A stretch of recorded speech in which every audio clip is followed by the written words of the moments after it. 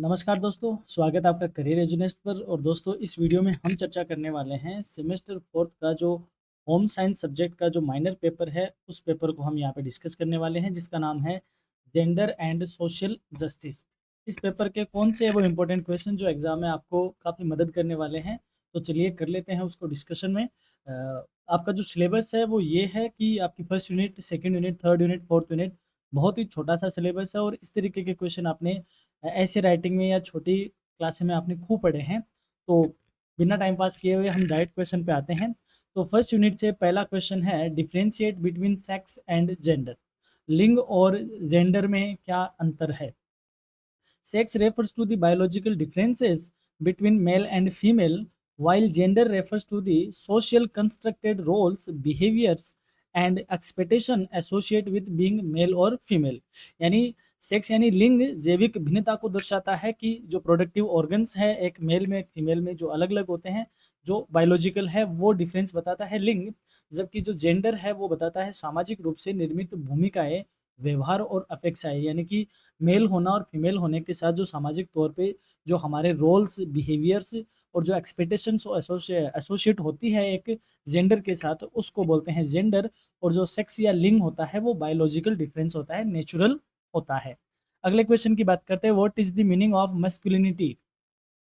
पौरुषता या पौरुष का क्या अर्थ है? Masculinity refers to qualities, roles and behaviours that a society traditionally associates with man, such as strength, dominance and assertiveness.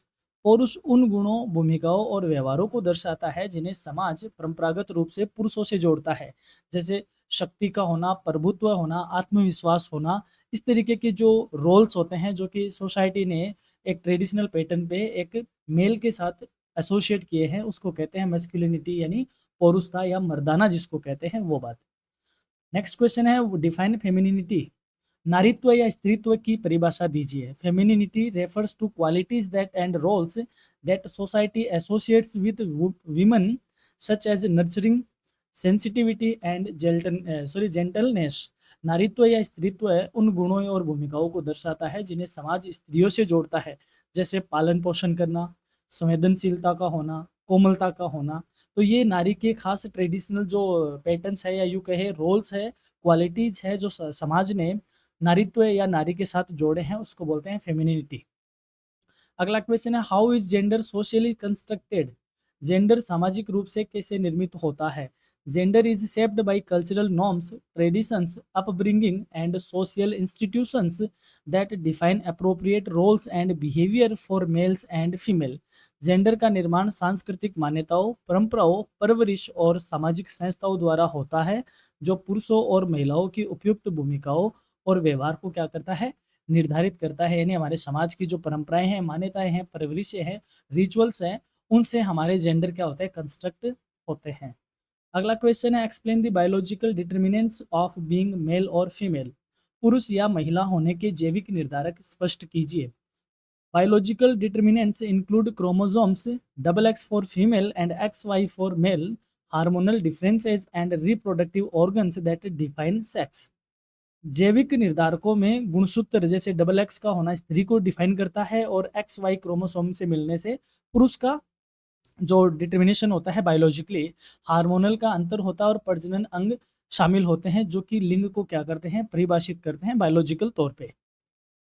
अगला क्वेश्चन है, what are cultural determinants of gender roles? Gender भूमिकाओं में सांस्कृतिक निर्धारक क्या है? Cultural determinants include traditions, religion, customs, media, and social values that shape expectations of masculinity and femininity। सांस्कृतिक निर्धारकों में हमारी परंपराएं, हमारे धर्म, रीति रिवाज, मीडिया और सामाजिक मूल्य शामिल है, जो कि पौरुष और नारीत्व की अपेक्षाओं को क्या करते हैं, आकार देते हैं कि ये सारे रोल्स पुरुष के हैं, ये सारे रोल नारी के हैं। इस तरीके के जो हमारे ट्रेडिशन है, जो हमारे रिलीजन है, कस्टम है, हमारी वैल्यूज है, वो इन दोनों जेंडर को क्या करता है, डिफाइन करता है या एसोसिएट करता है। अगला क्वेश्चन है, why is important to study gender? Gender का अध्ययन करना क्यों महत्वपूर्ण है? Studying gender helps to understand inequality, power relations and promotes justice by challenging stereotype and promoting equality. Gender का अध्ययन असमानताओं को, शक्ति संबंधों को समझने और अपनी रूढ़ियों को चुनौती देकर समानता व न्याय को बढ़ावा देने में क्या है, सहायक है। यानी कि हम जेंडर का अध्ययन करते हैं तब हम जानते हैं कि मेल और फीमेल में कितनी इनइक्वलिटी है, तो हम दोनों को एक जगह कैसे ला सके, दोनों में जो पावर के रिलेशन है वो कैसे हैं और दोनों में किस तरीके से अनजस्टिस हो रहा है, तो उन सबको स्टडी करके हम दोनों को ही न्याय की या कि जस्टिस की ओर ले जाने का काम करते हैं। इसलिए हमारे जेंडर स्टडी ऑफ जेंडर क्या है, इंपॉर्टेंस है।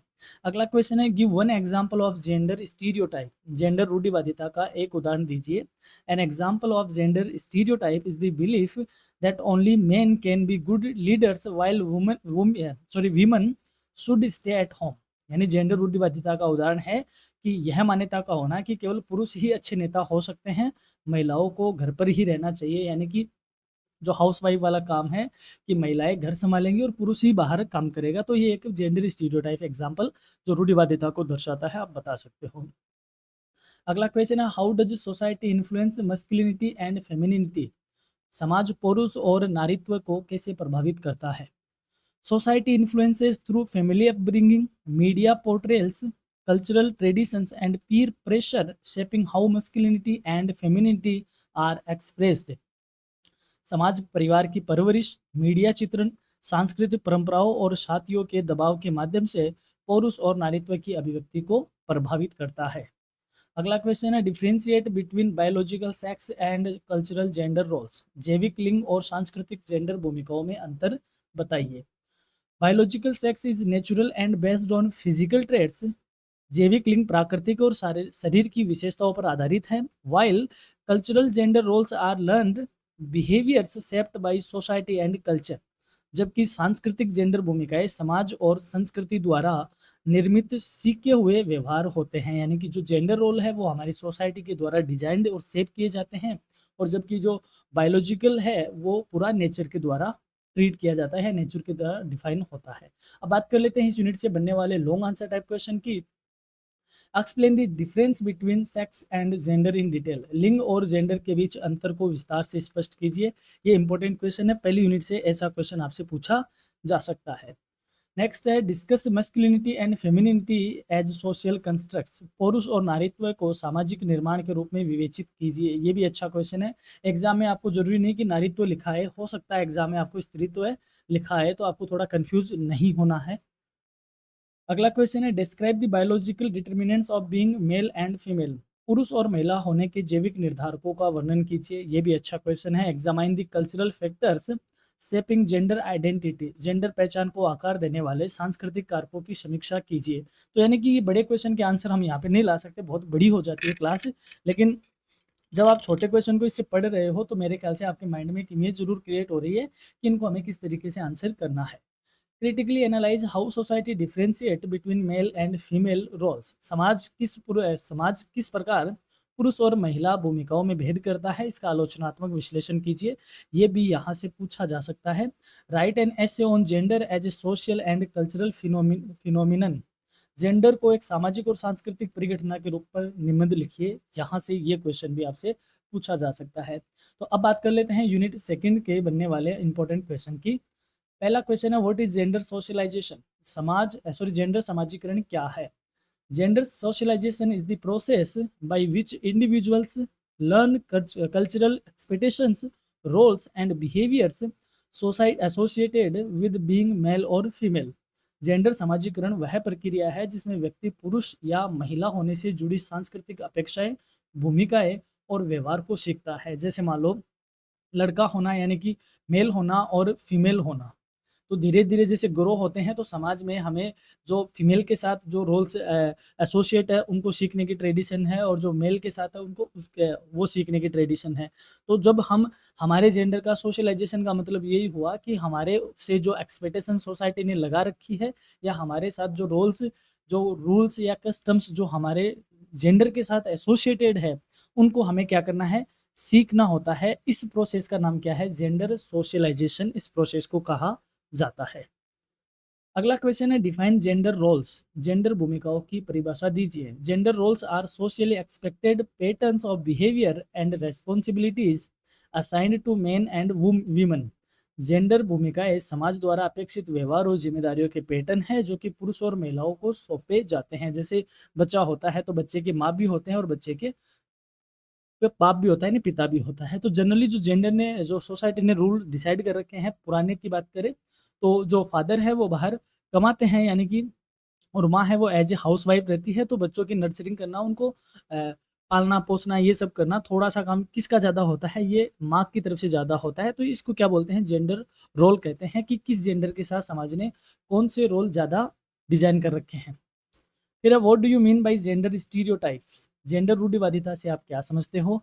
Gender stereotypes are fixed and oversimplified beliefs about characteristics of men and women, often leading to inequality. Gender रूढ़िवादिता पुरुष और महिलाओं की विशेषताओं के बारे में स्थिर और सरल धारणाएं हैं जो अक्सर असमानता पैदा करती हैं। यानी कि अलग अलग जेंडर के साथ जो भी बातें बता रखी है, समाज ने एसोसिएट कर रखी है, उनको हम जेंडर स्टीरियोटाइप जो चली आ रही है, बिलीफ्स हमारे चले आ रहे हैं एक परंपरा से, उसको जेंडर स्टीरियोटाइप कहते हैं, जो कि असमानता को प्रकट करते हैं कि नेता, एक अच्छा नेता पुरुष ही हो सकता है, महिला नहीं हो सकती। तो इस तरीके की जो धारणा है उसको जेंडर रूढ़िवादिता या जेंडर स्टीरियोटाइप कहते हैं। अगला क्वेश्चन है, how is gender identity formed? Gender पहचान कैसे बनती है? Gender identity develops through socialisation, personal experiences and cultural influences shaping how one perceive themselves as male और फीमेल। जेंडर पहचान सामाजिकरण, व्यक्तिगत अनुभव और सांस्कृतिक प्रभावों के माध्यम से विकसित होती है, जो व्यक्ति को स्वयं को पुरुष या महिला के रूप में देखने के लिए आकार देती है। अगला क्वेश्चन है, how role does sorry what role does mythology play in constructing gender? यानी जेंडर निर्माण में पौराणिक कथाओं की क्या भूमिका है? Mythology portrays ideal images of masculinity and femininity, reinforcing gender roles and social expectations. पौराणिक कथाएं पुरुष और नारीत्व की आदर्श छवियां प्रस्तुत करती है, जिससे जेंडर भूमिकाएं और सामाजिक अपेक्षाएं मजबूत होती है। जैसे हमने पौराणिक कथाओं में देखा है कि जैसे सत्यवान सावित्री की हम जब कथा सुनते हैं, तो जो सावित्री है उसका रोल एक अलग ही आइडेंटिटी देता है फीमेल के रोल को। उसी हिसाब से जब हम कोई और पढ़ते हैं, कोई स्टोरी पढ़ते हैं, तो उसमें एक जेंडर को आप अलग ही रोल पे दिखता है, यानी कि पुरुष का अलग ही रोल पे दिखता है। तो ये कंस्ट्रक्टिंग करता है, ये जो हमारी कथाएं हैं, ये सोसाइटी में उस जेंडर की तरफ से एक्सपेक्टेशन को और ज़्यादा मजबूत करने का काम करती है। अगला क्वेश्चन है, how does literature influence gender understanding? साहित्य जेंडर की समझ को कैसे प्रभावित करता है? Literature reflects the shapes gender roles by presenting characters and narratives that reinforce और चैलेंज स्टीरियोटाइप्स। साहित्य पात्रों और कथाओं के माध्यम से जेंडर भूमिकाओं को दर्शाता है और आकार देता है, जो रूढ़ियों को मजबूत या चुनौती दे सकता है। Next, explain the role of media in gender construction. Gender निर्माण में मीडिया की भूमिका स्पष्ट कीजिए। Media influences gender by showing men and women in stereotypical roles, shaping public opinion and expectations. Media पुरुषों और महिलाओं को रूढ़िबद्ध भूमिकाओं में दिखाकर जेंडर को प्रभावित करता है और जनमत व अपेक्षाओं को आकार देता है। यानी कि मीडिया आपको किसी भी तरीके से दिखाकर, वुमन की स्टीरियोटिपिकल चीज़ें दिखा के कि इस तरीके से इनइक्वलिटी है, इस तरीके से ये है, तो वो और भी ज़्यादा इसको क्या कर सकता है, एक्सपेक्टेशन के लिए पब्लिक ओपिनियन को शेप दे सकता है। अगला क्वेश्चन है, how does popular culture impact gender roles? लोकप्रिय संस्कृति जेंडर भूमिकाओं को कैसे प्रभावित करती है? यानी कि जो हमारी पॉपुलर कल्चर है वो हमारे जेंडर के रोल को कैसे इम्पैक्ट या अफेक्ट करती है? Popular culture through films, music and advertisements promotes certain ideals of masculinity and femininity affecting gender behaviour. लोकप्रिय संस्कृति फिल्मों, संगीत और विज्ञापनों के माध्यम से पुरुष और नारीत्व के कुछ आदर्श प्रस्तुत करती है, जो जेंडर को क्या करती है, प्रभावित करती है। जैसे मान लो हम एक कस्टम की बात करें, या कोई मूवी की बात करें, या कोई म्यूजिक की बात करें, पुरुष को थोड़ा शक्तिशाली दिखाया जाता है, या फिर इमोशनली उसको स्ट्रॉन्ग बताया जाता है कि वह रोता नहीं है, दुखों में भी वह डटकर सामना करता है। तो जब कोई दूसरा लड़का रोता है या पुरुष रोता है, तो उसको ये कहते हैं समाज में कि आदमी होके रोता है, अरे आदमी तो मजबूत होते हैं। तो ये इम्पैक्ट है, उस कल्चर का क्या है, इम्पैक्ट है, जो कि एक जेंडर रोल को क्या करता है, प्रभावित करता है। वहीं एक नारी की बात करें, तो नारी के जैसे मान लो कोई उसका अपना खत्म हो गया और वह रो नहीं रही, वह इमोशनली स्ट्रांग है और उसको वह अपने आप को कंट्रोल कर रही है, तो वही सोसाइटी ये बात करने लगती है कि यार उसके तो रोज ही नहीं आया, उसको तो रोना ही नहीं आया, क्या ही नारी है, उसके तो कोई अपनापन ही नहीं है। तो यानी कि क्योंकि वो एक्सपेक्टेशन उन जेंडर के साथ जुड़ी हुई है, तो सोसाइटी हमें उसी तरीके से क्या करती है, ट्रीट करती है। तो ये जो हमारी पॉपुलर कल्चर है, ये हमारे जेंडर के रोल को क्या करती है, इम्पैक्ट करती है। अगला क्वेश्चन है, what is the impact of caste on gender? Gender पर जाति का क्या प्रभाव पड़ता है? Caste shapes gender relation by defining social status, roles, and restrictions, often increasing inequality for women. जाति सामाजिक स्थिति, भूमिकाओं और प्रतिबंधों को तय करके जेंडर संबंधों को प्रभावित करती है और अक्सर महिलाओं की असमानता को बढ़ाती है। नेक्स्ट है, give an example of gender stereotype from work life. कार्य जीवन से जेंडर रूढ़िवादिता का एक उदाहरण दीजिए। An example is the belief that men are better in leadership and women are more suited for household और सपोर्टिव रोल। उदाहरण के तौर पे आप कह सकते हो कि समाज में ये धारणा है कि पुरुष नेतृत्व बेहतर तरीके से कर सकते हैं, जबकि महिलाएं घर या सहायक भूमिकाओं के लिए अधिक उपयुक्त है। यानी महिला घर अच्छे से संभाल सकती है और नेतागिरी का काम पुरुष ज़्यादा अच्छे से कर सकता है।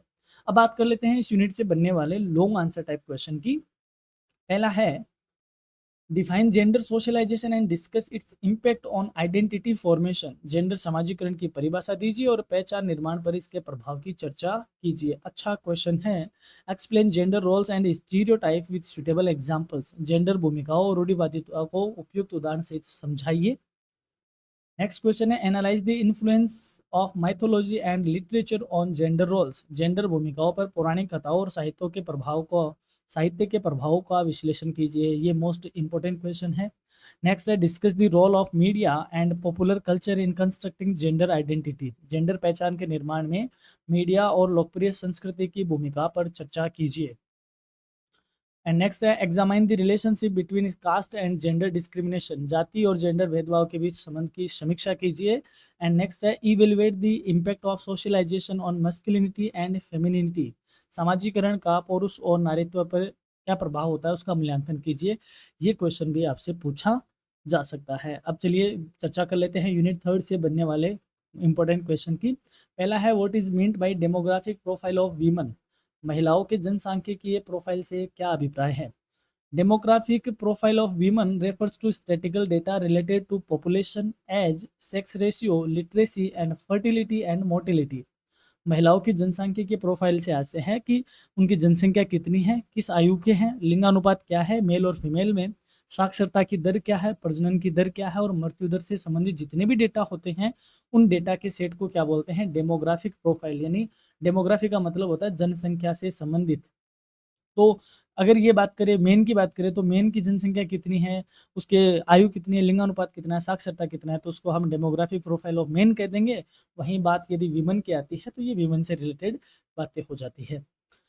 नेक्स्ट है, explain the health status of women in India. Bharat में महिलाओं की स्वास्थ्य स्थिति स्पष्ट कीजिए। Women in India face health issues due to malnutrition, anaemia, lack of health care access and maternal mortality. Bharat में महिलाएं कुपोषण, रक्त की कमी, स्वास्थ्य सेवाओं की कमी और मातृ मृत्यु दर जैसी समस्याओं से जूझती है। स्पेशली जो ग्रामीण इलाकों की है महिलाएं और जो आंचलिक क्षेत्रों में रहती है, वहाँ की महिलाएं इन समस्याओं से ज़्यादा जूझती हैं। अगला क्वेश्चन है, what are the main nutritional problems of Indian women. भारतीय महिलाओं की प्रमुख पोषण संबंधी समस्याएं क्या क्या है? Indian women often suffer from protein energy malnutrition, iron deficiency, anemia and lack of micronutrients। भारतीय महिलाएं प्रोटीन, ऊर्जा कुपोषण, लोह अल्पता यानी उसकी जो लोह तत्व है शरीर में उसकी कमी, रक्त की कमी और सूक्ष्म पोषक तत्वों की कमी से क्या रहती है, ग्रस्त रहती है। नेक्स्ट है, why is female education important. महिला शिक्षा क्यों महत्वपूर्ण है? Female education empowers women, reduce inequality, improves health and contributes to national development. महिला शिक्षा महिलाओं को सशक्त बनाती है, असमानता को कम करती है, स्वास्थ्य को सुधारती है और राष्ट्रीय विकास में योगदान देती है। ये इंपॉर्टेंट क्वेश्चन है, ये आपको पूछा जाएगा। नेक्स्ट है, व्हाट इज फीमेल फेटिसाइड। भ्रूण हत्या क्या है? यानी कि जो लिंग हत्या यानी भ्रूण हत्या जो होती है वो क्या होती है। Female foeticide is the practice of aborting a foetus after determining that it is female, often due to son preference.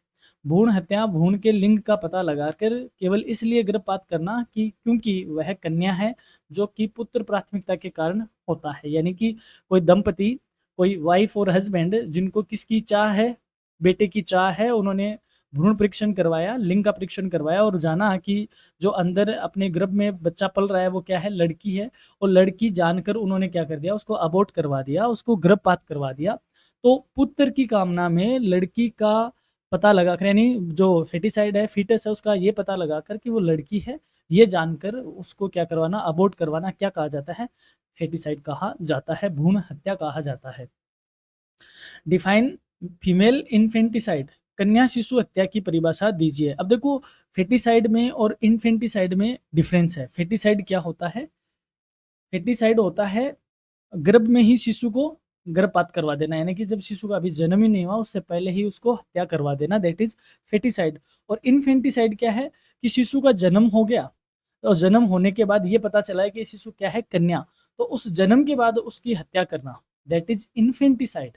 Infanticide तो थोड़ा सा ये बहुत ही ज़्यादा वो क्या है, डार्क चीज़ है।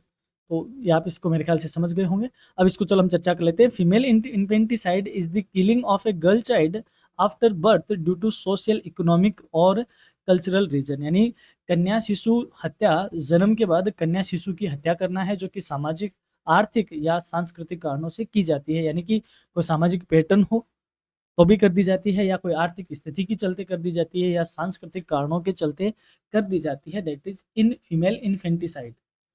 नेक्स्ट है, mention two forms of violence against women, महिलाओं के विरुद्ध हिंसा के दो रूप बताइए। अच्छा क्वेश्चन है।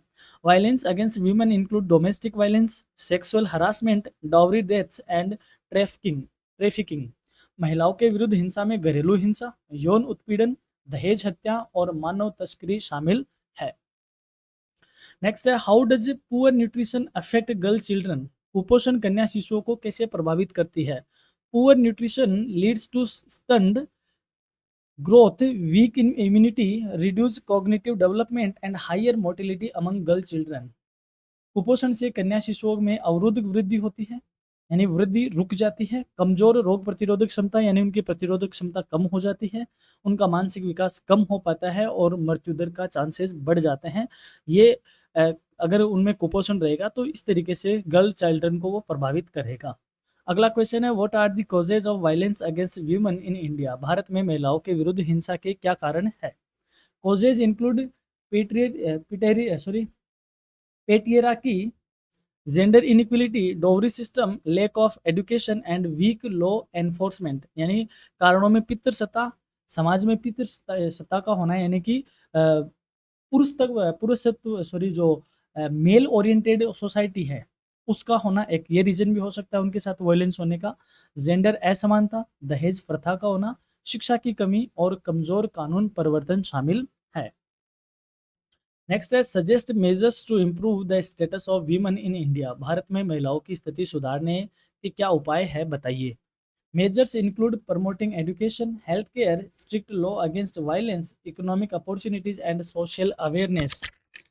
उपायों में हम शिक्षा को सुधार सकते हैं, स्वास्थ्य सुविधा इंप्रूव की जा सकती है, हिंसा विरोधी कानून सख्त तौर पर लागू किए जाए, महिलाओं को भी आगे बढ़ने के लिए आर्थिक अवसर दिए जाए और सामाजिक जागरूकता को बढ़ाया जाए, ताकि हम इस चीज़ को, जो वीमेन की सिचुएशन है, स्टेटस है, उसको इम्प्रूव कर सके। अब बात कर लेते हैं इस यूनिट से बनने वाले लॉन्ग आंसर टाइप क्वेश्चन की। पहला है, present a demographic profile of women in India with reference to sex ratio, literacy and health।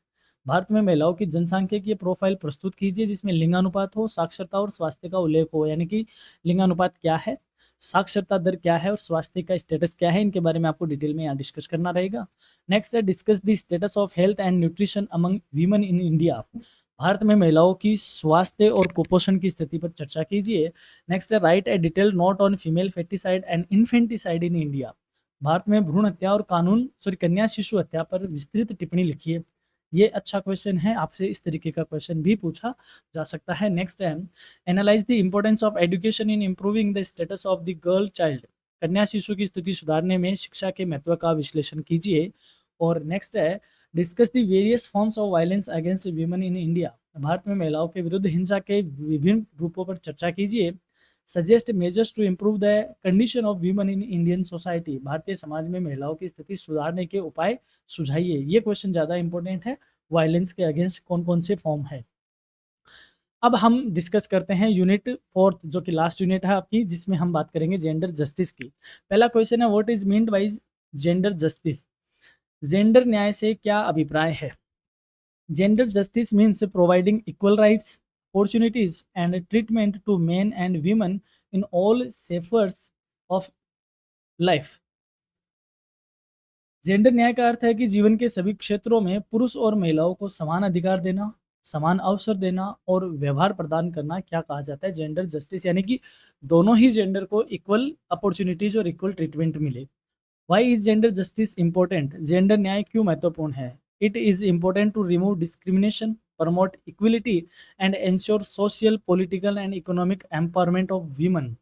यह भेदभाव दूर करने, असमानता समानता को बढ़ाने, महिलाओं के सामाजिक, राजनीतिक व आर्थिक सशक्तिकरण को सुनिश्चित करने के लिए अति आवश्यक है। नेक्स्ट है, what is women's movement in India. Bharat में महिला आंदोलन क्या है। The women's movement in India is collective struggle by women to fight against inequality, violence and justice to achieve rights and empowerment. भारत में महिला आंदोलन महिलाओं का सामूहिक संघर्ष है, जो असमानता, हिंसा और अन्याय के खिलाफ अधिकार और सशक्तिकरण पाने के लिए लड़ा गया था। यानी कि महिलाओं को भी जस्टिस दिलाने और इक्वलिटी दिलाने, समानता दिलाने के लिए जो महिलाओं ने आंदोलन किया, उसको विमेन वुमेन मूवमेंट कहा गया। नेक्स्ट है, mention one achievement of the women's movement in India. Bharat में महिला आंदोलन की एक उपलब्धि बताइए। अब जब महिला आंदोलन हुआ तो कुछ तो इसके रिजल्ट आएंगे, तो क्या अचीवमेंट है। तो one achievement is the enactment of laws against dowry, domestic violence and work place harassment. तो इनकी उपलब्धि है कि दहेज के खिलाफ, घरेलू हिंसा के खिलाफ, कार्यस्थल पर उत्पीड़न के खिलाफ कई कानून बने गए और जो सख्ती से लागू भी हो रहे हैं। नेक्स्ट है, name of any two important laws for women's in India. Bharat में महिलाओं के लिए दो महत्वपूर्ण कानूनों के नाम लिखिए। ये इंपॉर्टेंट है, आपसे पूछे जाएंगे। Important laws include the Dowry Prohibition Act 1961 and the Protection of Women from Domestic Violence Act 2005। यानी दहेज निषेध अधिनियम 1961, जो कि याद रखना दोस्तों 1 जुलाई 1961 को लागू हुआ था। ये डेट याद रखना, आपसे पूछी जा सकती है। वहीं घरेलू हिंसा से महिलाओं का संरक्षण अधिनियम 2005, जो कि लागू हुआ था 26 अक्टूबर 2006 को। ये आपसे डेट भी पूछी जा सकती है। इस तरीके के पैटर्न है पीडीएसयू के एग्जाम में, तो आपको ये जरूर ध्यान रखना है। डॉवरी प्रोहिबिशन एक्ट आपका लागू हुआ था 1 जुलाई 1961 को, और घरेलू हिंसा वाला नियम लागू हुआ था 26 अक्टूबर 2006 को। नेक्स्ट है, what are some policies for women's empowerment in India. Bharat में महिला सशक्तिकरण के लिए कुछ नीतियां बताइए, कौन कौन सी है। Policies include the national policy for empowerment of women 2001 and Beti Bachao Beti Padhao scheme. नीतियों में महिला सशक्तिकरण हेतु राष्ट्रीय नीति 2001, जो कि 20 मार्च 2001 को आई थी। 20 मार्च 2001 को लागू हुई थी या आई थी, डिक्लेयर हुई थी, घोषणा हुई थी। इसको भी आप याद रखना। और बेटी बचाओ जो बेटी पढ़ाओ योजना है, जो कि 22 जनवरी 2015 को 22 जनवरी 2015 को ये प्रोग्राम लागू हुआ था। ये दो प्रोग्राम ऐसे हैं जो आप बता सकते हो कि जो कि महिला सशक्तिकरण हेतु गवर्नमेंट द्वारा इनिशिएट किए गए एम्पावरमेंट हेतु, तो आपको ये दोनों ही याद रखने हैं। और अगला है, आपसे इसमें डिटेल नोट्स भी पूछा जा सकता है एग्जाम में आपसे। राष्ट्रीय नीति 2001 महिला सशक्तिकरण हेतु जो नीति है, उस पर आपको डिटेल नोट्स भी लिखा जा सकता है। बेटी बचाओ और बेटी पढ़ाओ को जरूर आप गूगल से जरूर पढ़ना, क्योंकि ये आपके लिए बहुत इंपॉर्टेंट है। अगला है, explain one programme for the welfare of girl children. कन्या शिशुओं के कल्याण हेतु कोई एक कार्यक्रम स्पष्ट कीजिए। सुकन्या समृद्धि योजना। सुकन्या समृद्धि योजना एक is a saving scheme that encourages parents to save for the education and future of the girl children। यानी जो सुकन्या समृद्धि योजना है, वो माता पिता को शिशु कन्या के लिए, कन्या शिशु की शिक्षा के लिए और भविष्य के लिए बचत करने हेतु प्रोत्साहित करती है। और ये जो सुकन्या समृद्धि योजना है दोस्तों, ये बेटी बचाओ बेटी पढ़ाओ अभियान के अंतर्गत ही आई थी। बेटी बचाओ बेटी पढ़ाओ जो कि 22 जनवरी 2015 को लागू हुआ था। तो ये उसी का एक हिस्सा थी। तो आपसे ये भी पूछा जा सकता है, एक्सप्लेन दी सुकन्या समृद्धि योजना। तो इनको आप ज़रूर गूगल से एक बार इधर-उधर से ज़रूर पढ़ना। How does education promote gender justice? शिक्षा जेंडर न्याय को कैसे बढ़ावा देती है? Education empowers women that knowledge with knowledge, awareness and skills, reducing inequality and promoting justice. शिक्षा महिला को ज्ञान, जागरूकता और कौशल में सशक्त बनाती है और असमानता घटाती है, साथ ही में न्याय को भी बढ़ावा देती है। नेक्स्ट है, what role do laws play in gender justice? Gender न्याय में कानूनों की क्या भूमिका है? Laws protect women from violence, discrimination and exploitation, ensuring equal rights and dignity. कानून महिलाओं को हिंसा, भेदभाव और शोषण से बचाते हैं और समान अधिकार व गरिमा सुनिश्चित करते हैं। नेक्स्ट है, suggest one way to strength gender justice in India. Bharat में जेंडर न्याय को मजबूत करने के का कोई एक उपाय सुझाइए। Gender justice can be strength by strict law enforcement, awareness programs and promoting women's participation in the decision making। Gender न्याय को सशक्त कानून प्रवर्तन द्वारा, जागरूकता कार्यक्रमों के द्वारा और निर्णय लेने की जो प्रक्रियाएं हैं उसमें महिलाओं की भागीदारी बढ़ाकर मजबूत कर सकता है। यानी कि इन सारे उपायों की वजह से हम जेंडर को या जेंडर न्याय है उसको क्या कर सकते हैं, मजबूत कर सकते हैं। और अब हम बात कर लेते हैं long answer type question from this unit. Define gender justice and explain its significance in Indian society. Gender न्याय की परिभाषा दीजिए और भारतीय समाज में इसके महत्व को स्पष्ट कीजिए। Trace the history and achievements of the women's movement in India. Bharat में महिला आंदोलन का इतिहास और उपलब्धियों का वर्णन कीजिए। ये भी आपको याद रखना है या इसको भी आप देख सकते हो। Critically examine the laws related to the protection of women in India. Bharat में महिलाओं की सुरक्षा और संबंधित कानूनों की आलोचनात्मक समीक्षा कीजिए। ये इंपॉर्टेंट है इस यूनिट का। फिर है discuss important policies and programmes for women's empowerment in India. Bharat में महिला सशक्तिकरण के लिए महत्वपूर्ण नीतियां और कानूनों पर या कार्यक्रमों पर चर्चा कीजिए। ये इंपॉर्टेंट है। इसमें राष्ट्रीय नीति भी बात कर सकते हैं, बेटी बचाओ बेटी पढ़ाओ, सुकन्या समृद्धि योजना, और भी इसमें कई तरीके की योजनाएं हैं जो फीमेल के लिए सरकार लेके आई थी, वो भी है। Evaluate the role of education and economic independence in achieving gender justice. Gender न्याय प्राप्त करने में शिक्षा और आर्थिक स्वतंत्रता की भूमिका का मूल्यांकन कीजिए। एंड लास्ट क्वेश्चन है, suggest effective measures to strength gender justice in India. Bharat में जेंडर न्याय को मजबूत करने के प्रभावी उपाय सुझाइए। कौन कौन से जो उपाय है जो जेंडर न्याय को मजबूत करते हैं, उन उपायों पे आप चर्चा कीजिए, जो कि अभी हमने यहाँ पे देखे थे। ये रहे कि आप जो कानून बने हैं उनको मजबूती से लागू करवाए, अवेयरनेस प्रोग्राम आप अच्छे लेवल पे चलाए, और महिलाओं का जो भी डिसीजन मेकिंग काम होते हैं उसमें महिलाओं की भागीदारी को आप मजबूत करें, इंश्योर करें। इन कामों से आप क्या कर सकते हो, जेंडर जस्टिस को और ज़्यादा मोटिवेट कर सकते हो। तो ये थी दोस्तों अपनी होम साइंस की माइनर पेपर की क्लास, जो कि सेमेस्टर 4 की क्लास थी। और यदि वही बात है कि आप बहुत अच्छे से एग्ज़ाम दो, हमारी यही है आपके लिए शुभकामनाएं। लेकिन दोस्तों एक थोड़ा-सा आपसे शिकायत ये रहती है कि आप क्लासेस देखते हो बट सब्सक्राइब नहीं करते हो। बहुत सारे स्टूडेंट क्लास देखते हैं बट सब्सक्राइब नहीं करते या इंटरेक्शन नहीं करते। तो मैं बार-बार आपसे ये कहता हूँ कि चैनल पे नए हो सब्सक्राइब ज़रूर करके जाएँ और इस क्लास को अपने दोस्तों के साथ शेयर करें, ताकि आपका एक शेयर किसी के एग्ज़ाम में बहुत अच्छे से हेल्प करेगा। और साथ ही में आप एग्ज़ाम के बाद हमें ज़रूर इंटरेक्ट किया करें कि आपका पेपर कैसा हुआ और हमारी क्लास ने आपको कहाँ तक हेल्प की, और आपके कोई इम्प्रूवमेंट की नीड है तो आप हमें बताइए। साथ ही में एक बात और भी है कि आप एग्ज़ाम एकदम करीब आती है तब आप बताते हो कि ये पेपर है। मैं चाहता हूँ कि आप पहले ही अगर थोड़ा-सा इंटरेक्शन हो जाए कि कौन-सा एग्ज़ाम है, एग्ज़ाम डेट कब है, तो हम आपके लिए टाइमली वो क्लास लेकर आ सकें। यही आपसे एक बात करनी थी।